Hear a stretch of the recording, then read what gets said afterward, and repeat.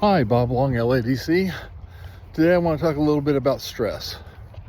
I think most of us experience a whole lot of stress throughout the day, but we weren't always like that. And trying to get a hold of stress is, that can be really difficult too. Mark Twain once said he had lived through many, many worries. Unfortunately, most of them were only in his imagination. That's not a direct quote, okay, by the way. That's close enough, though. I think we worry about a lot of things that never come true. We always think about the worst thing that could possibly happen. But we weren't always like that. I'm thinking of one of my grandchildren right now, Lily. When she was younger, full of energy, full of life, really had no worries in the world. Most 2-year-olds, 3-year-olds don't have too many worries. And I have to ask myself, why is that? And I think the answer I came up with is, when you're 2 or 3 years old, you are fascinated and get focused on whatever it is you're looking at. Maybe it's a roly-poly on the ground, and you start wondering, what does it roll up? Does it unroll? Do they have birthdays? I don't know what kids think about that stuff, but anyway. Or when you're 3 years old and you have a dog, and that dog is playing with you and kissing you and licking you, you're laughing, you're enjoying it, you're in the moment.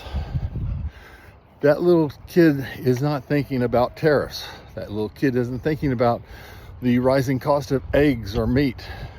That kid isn't thinking about, has that check hit the bank yet so I can write my mortgage payment?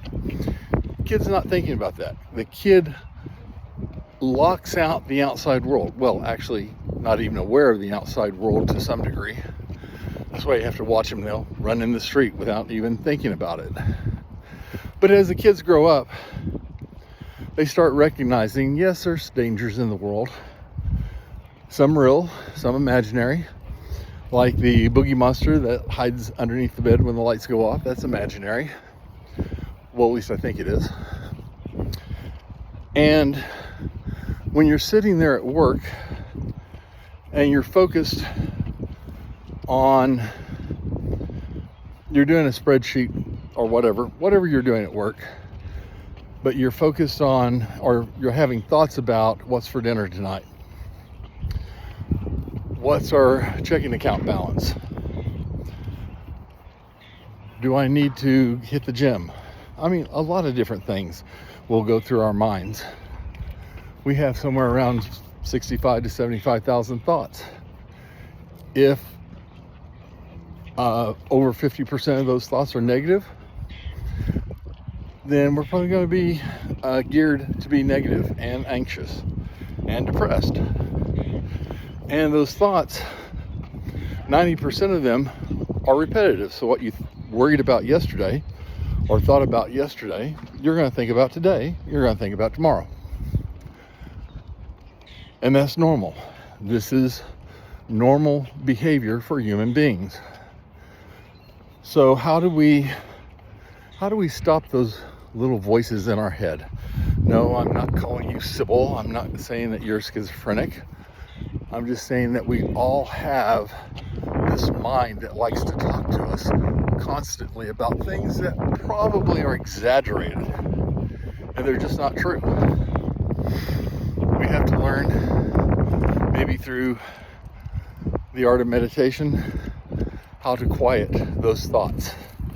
Or maybe just look at those thoughts and go like, okay, I recognize that I have a lot of thoughts go through my head on a daily basis.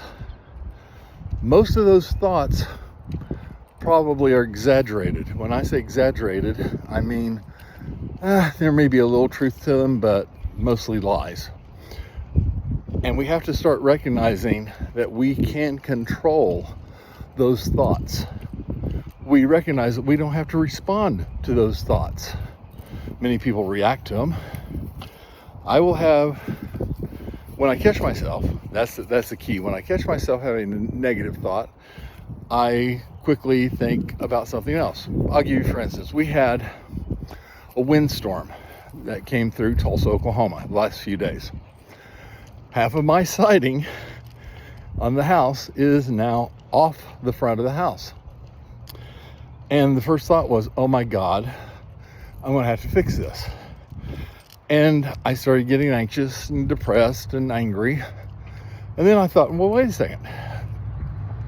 Why am I allowing myself to get upset over something that's happened? First off, it wasn't personal. I don't think the wind had it in for me. It's not permanent. I'm going to fix it. It doesn't say anything about me as a person. So anyway, maybe if I don't fix it, it says something about me as a person. I don't know. So I thought, okay, what's the good part of this? Well, it needed to be painted. It's going to be a heck of a lot easier painting it when it's on the ground and putting it back up than putting it back up or having it up and then getting on a 25-foot ladder and trying to paint. I do not like heights. And then I thought, well, I have a pneumatic air gun nailer. Ooh, I get to use that as a cool toy. You know, that's not something you use on a daily basis, but I think I'm going to enjoy using it. So there was a couple of things right there that were positives that happened out of the negative situations. And just thinking about things a little differently changed my perspective, changed my mood, changed my outlook on the whole situation. Now, it doesn't happen all the time.